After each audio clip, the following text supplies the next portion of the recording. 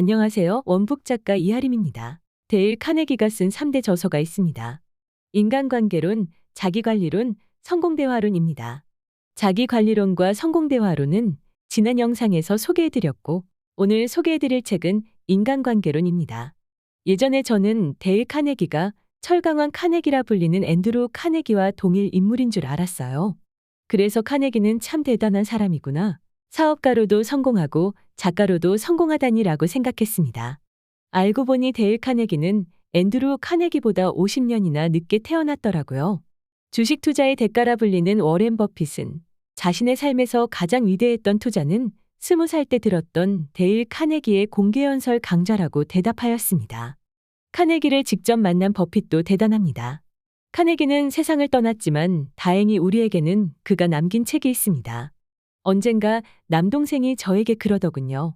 인간관계론 책을 읽은 덕분에 회사에서 일하는 데 많은 도움이 됐다고요. 저는 인간관계론이라는 책 제목이 너무 따분해서 동생 말을 귓등으로 듣고 흘려버렸는데요. 이번에 책을 읽어보니 이렇게 좋은 책을 너무 늦게 읽었다는 후회가 몰려왔습니다. 책의 구성은 총 4장으로 이루어져 있습니다. 1장, 사람을 다루는 방법. 2장, 사람들에게 호감받는 6가지 방법. 3장, 사람들을 내 생각대로 움직이는 방법. 4장, 리더가 되는 방법입니다. 오늘은 그 중에서 2장, 사람들에게 호감받는 6가지 방법을 함께 살펴보도록 하겠습니다. 첫째, 상대방에게 진심으로 관심을 기울여라. 강아지의 태도를 관찰하면 그런 면에서 본받을 만합니다. 강아지는 꼬리를 흔들고 껑충껑충 뛰고 품에 안기고 뒹굴면서 매 순간 주인을 환영합니다. 강아지의 환대를 받는 주인의 마음은 얼마나 기쁠까요? 사람들은 보통 상대방이 자신에게 관심을 가져주길 바랍니다. 하지만 상대방은 자기 자신에게만 관심이 있을 뿐입니다. 여러분은 친구들과 함께 찍은 사진을 볼 때 누구를 가장 먼저 찾으시나요? 친구를 사귀고 싶다면 상대방에게 관심을 기울여야 합니다.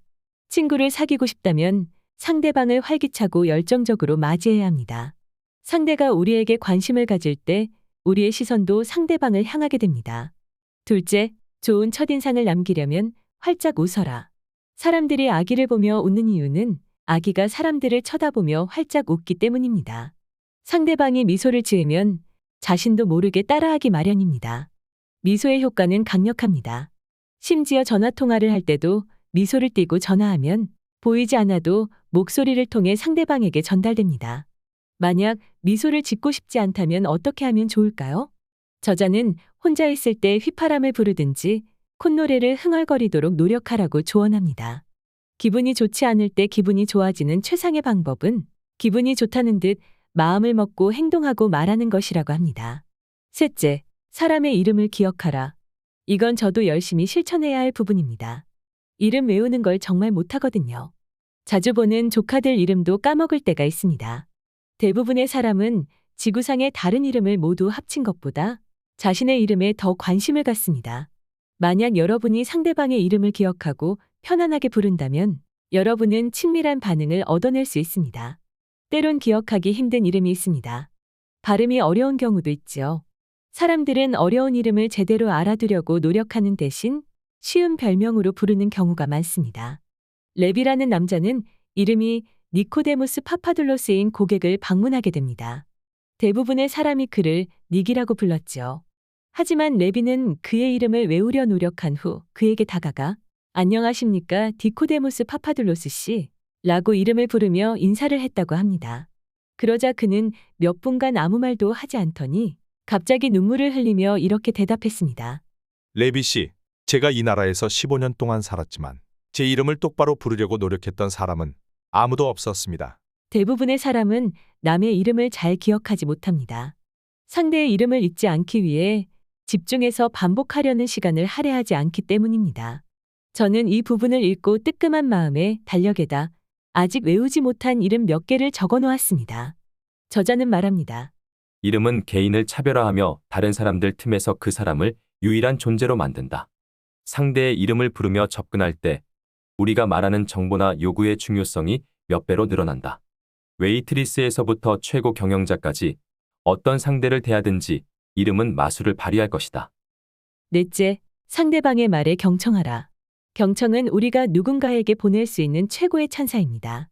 여러분에게 말하고 있는 사람에게 온전히 집중하면 상대방은 여러분을 뛰어난 대화 상대로 생각합니다. 참 신기하죠? 경청은 직장에서뿐만 아니라 가정에서도 중요합니다.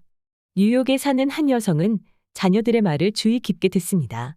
어느 날 아들 로버트는 엄마가 자기를 많이 사랑한다는 걸 안다고 말했습니다. 엄마는 당연하다고 말하며 그걸 의심했냐고 묻자 아들이 대답했습니다. 아니요.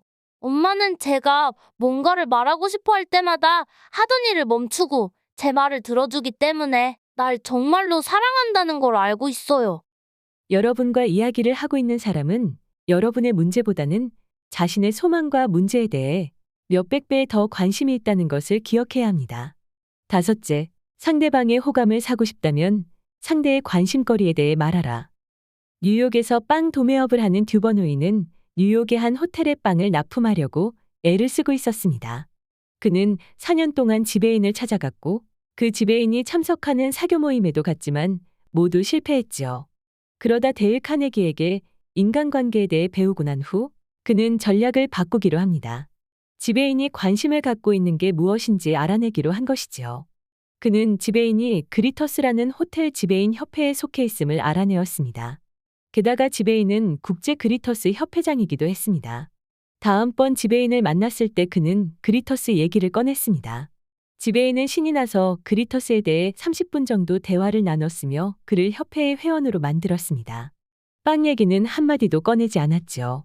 그리고 며칠 후 그는 호텔 사무장의 전화를 받게 됩니다. 사무장은 그에게 어찌된 셈인지 지배인이 당신에게 완전히 반해버렸다면서 빵 샘플과 가격표를 가지고 오라고 말했습니다. 상대방의 관심사에 대한 이야기는 양쪽 모두에게 이득이 됩니다. 여섯째, 상대방에게 그가 중요한 사람이라는 생각이 들게 하라. 모든 사람은 만나는 사람들에게 인정받고 싶어 합니다.